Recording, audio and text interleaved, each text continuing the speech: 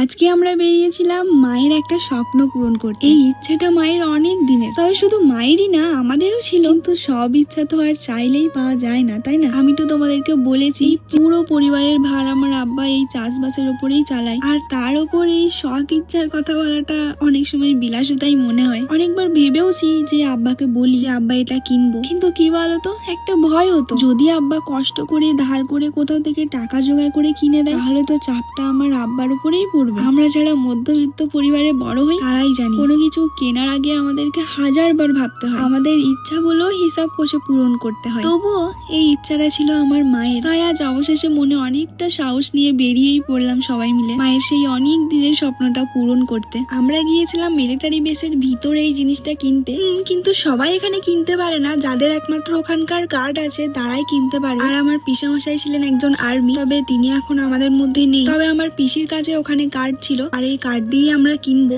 আমরা গেছিলাম gate number 1, আর বিশ্বাস করো এতটা সুন্দর এই ভিতরের জায়গাটা, মানে এর ভিতরে হাসপাতাল, cinema hall, park, library, canteen, মানে আমাদের দৈনন্দিন জীবনে যা যা দরকার হয় আর কি সবকিছু এর ভিতরে আছে। মানে মনে হচ্ছিল যেন আমি একটা আলাদাই জগতে চলে এসেছি, মানে অনেকটাই খুশি হয়েছিলাম এখানে এসে। বাট ওই যে মানুষ ভাবে এক আর হয় আরে, আমরা এত টাকা দিয়ে টোটো ভাড়া করে এত আশা নিয়ে গেছিলাম, তো ওখানে গিয়ে শুনি যে আজকে নাকি ক্যান্টিন বন্ধ থাকে। মানে কথাটা শোনার পর যে আমাদের উপর দিয়ে কি গেছে, আমার পিসি ফোন করেছিল, কিন্তু যার নাম্বারটা পিসির কাছে ছিল নাকি এখন কলকাতার ক্যান্টিনে চলে গেছে। মানে একটা ছোট্ট মিসআন্ডারস্ট্যান্ডিং হয়েছে আর কি, আর এই ভুলের জন্য আমাদের পুরো দিনটা নষ্ট হলো, আর তার সঙ্গে বেকার এই টোটোর ভাড়াটাও গেল। তারপর ওখানে বলাতে আমরা পানাগড় শোরুমেও গেছিলাম, মানে যেখানে এখানের মালগুলো রেখে দেওয়া হয়, কিন্তু ওখানে গিয়েও আমাদের পছন্দের মাল ওখানে পাইনি। শেষ পর্যন্ত খালি হাতেই আমাদেরকে বাড়ি ফিরতে হয়েছিল।